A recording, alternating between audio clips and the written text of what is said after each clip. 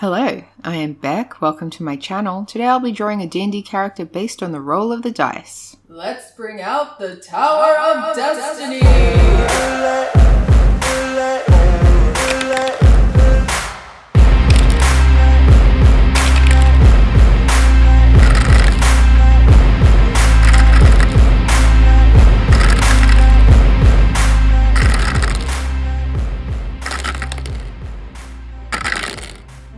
So I've rolled a monk with the subclass of Warrior of the Open Hand, and the species is Aasimar. I have decided to just choose the backgrounds because there wasn't a nice dice rollable number of them in the new player handbook, but if you can think of a way to make it easy to randomize it, I would like to hear about it. Other than that, this is my inspiration page, so I've collected these images mostly from Pinterest. The description is from the new player's handbook of what an Aasimar looks like. They seem to have left a lot of the species pretty broad, and I think they've said somewhere that part of the reason for that is they've gotten rid of like half elves and half orcs and things with the mind of having, like, say Aasimar, it says they look like their parents, which means you could be an Aasimar dwarf. It's sort of whatever the other species that you come from that's how they can look. So I've left mine being, I think I made mine a little bit elf-like, but generally a standard humanoid other than pointy ears.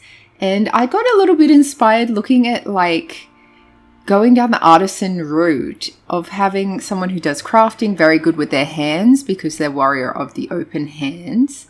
And yeah, I got mostly inspired by the picture of the girl who's sewing this scarf that she's sitting on, and then the old lady warrior, because I haven't done a lot of, like, old adventurers, and they're really fun to play because they can be very sassy. Well, anyone can be sassy, but it's funny when it's an old person. I don't know why. In the top corner there, opposite the description, that's the official artwork of the Aasimar, and you can see that they have wings on there. Again, like the old version of Aasimar, they don't have wings by default. It's kind of an illusionary thing that they can have that lasts for like 10 minutes, which, if as a DM, I would allow my character to just, like, one of my players, if they were playing an Aasimar, to just have wings like an Aarakocra. I don't know why it's such a big deal, but apparently in a lot of games it's a problem if someone can fly, but that's a separate issue. Let's get into the drawing, shall we? Let's start. So I'll put the handy dandy table for the monk's core traits on the screen now. You can see that the primary ability is dexterity and wisdom, so they've got 2. And their saving throws are strength and dexterity, which is why I have prioritized the ability scores to have those be the highest. I'll talk more about the ability scores and how it affects the character in a little bit, but if we scroll down, or rather just look at the next thing down, you can see that there is a subclass, and I got Warrior of the Open Hand. Now, the description for this one says, Warriors of the Open Hand are masters of unarmed combat. They learn techniques to push and trip their opponents and manipulate their own energy to protect themselves from harm. There's a lot more information there, and I'll just whack that up on the screen if you want to have a quick look.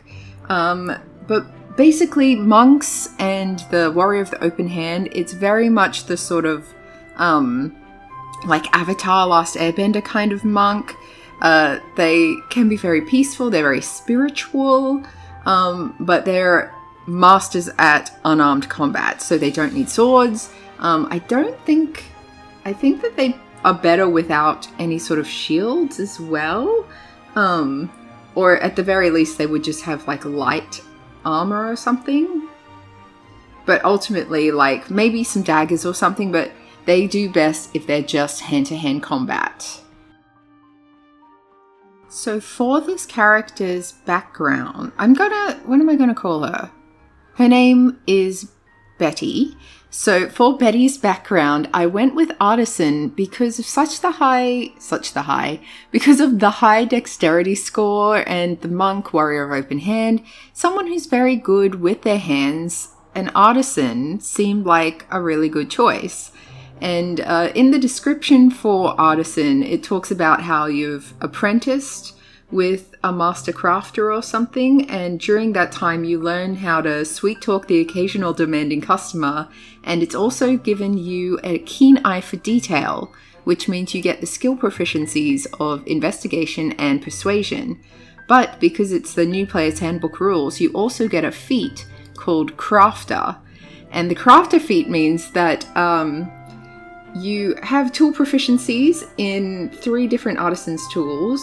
You get a discount whenever you buy a non-magical item, 20% discount to be specific, and you get something called fast crafting, which means that when you finish a long rest, you can craft 1 piece of gear from the fast crafting table, provided you have the Artisan's tools associated with that item and have proficiency with those tools.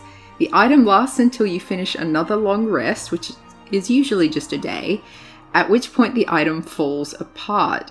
So you can basically create items to use that day that you want to use. And some of them are pretty cool. Like you can create a club or a quarterstaff or something. You can make a tent. So I would even use the rules of like, if you create a tent, it already says when you finish a long rest. So you can create a tent, have your party sleep in the tent, and the next morning the tent just disintegrates. But like that's such a useful feat to have just straight away from level 1, just starting with it. So I think that's awesome. Now with the Aasimar, as I briefly touched on earlier, you don't have wings all the time, but it's kind of a pet peeve of mine of like, if you're a tiefling and you have like an infernal background, you just constantly have the look of something infernal that's like the horns and tail and things like that. But when you're an Aasimar and you come from like a celestial, angelic-y background, I would consider that a creature that should have wings all the time. And like an Aarakocra or any of the other winged characters, you should be able to fly all the time as well.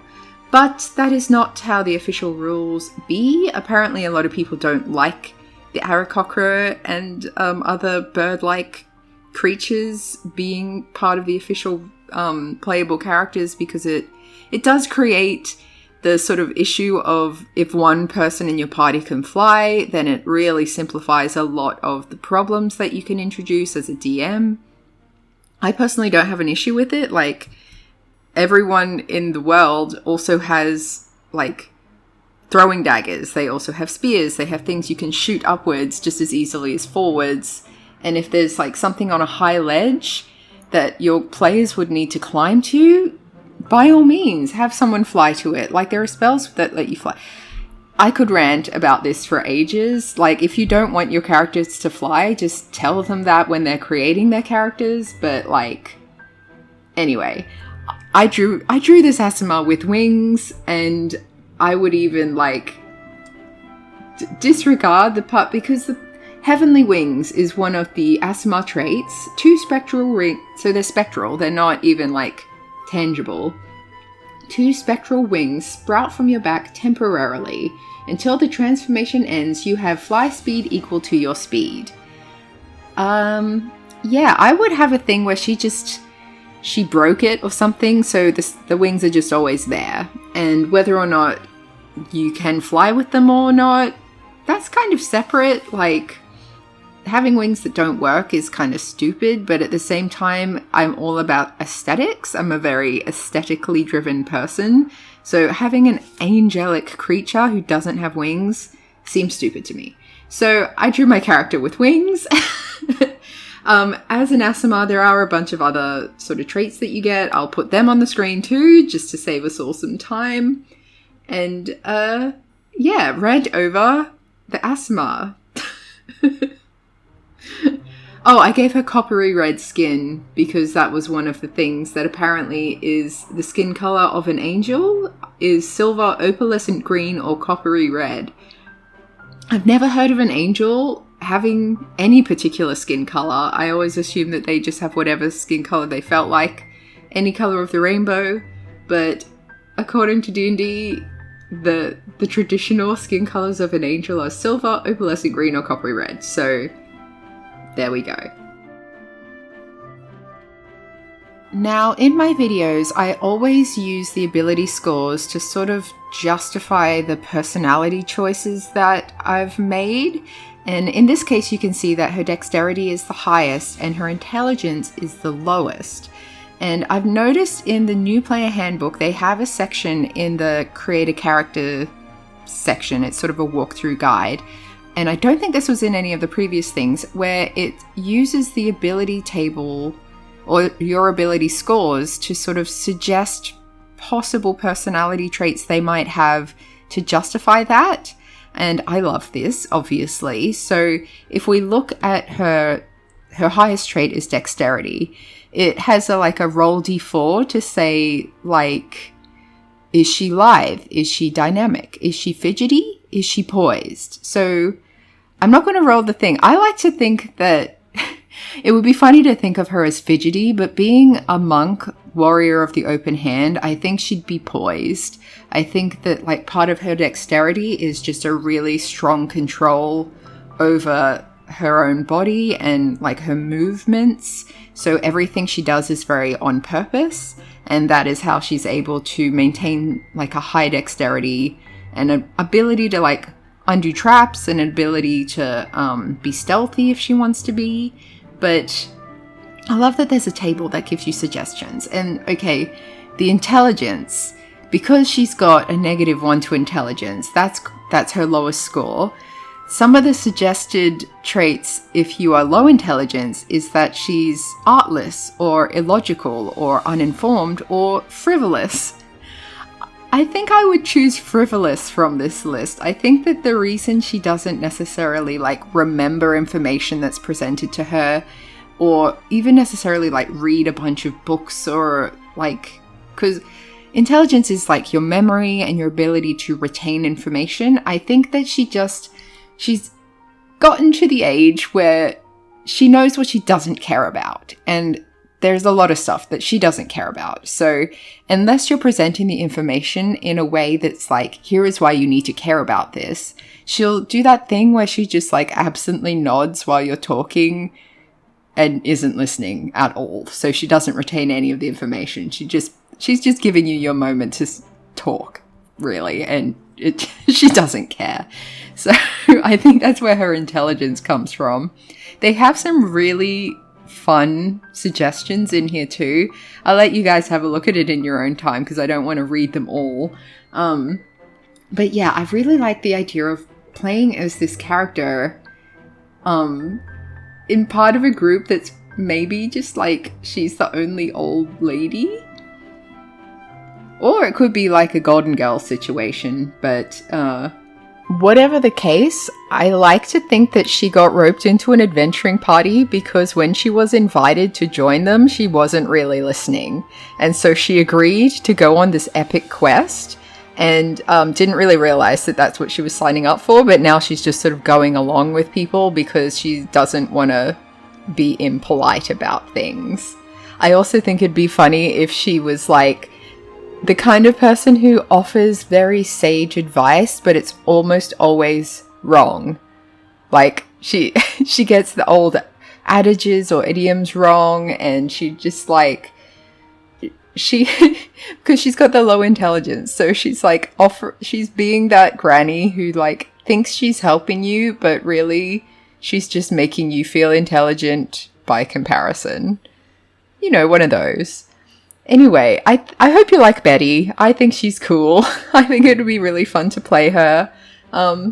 I've posted this on my social media, but if you're watching these videos and you don't follow them, I make these videos fortnightly now. I was getting a bit stressed out, and I do these as a hobby, so not weekly anymore, fortnightly. But I do hope you enjoyed this video, and thank you for watching. I'll catch you next time. Have a great rest of your fortnight. Okay, bye.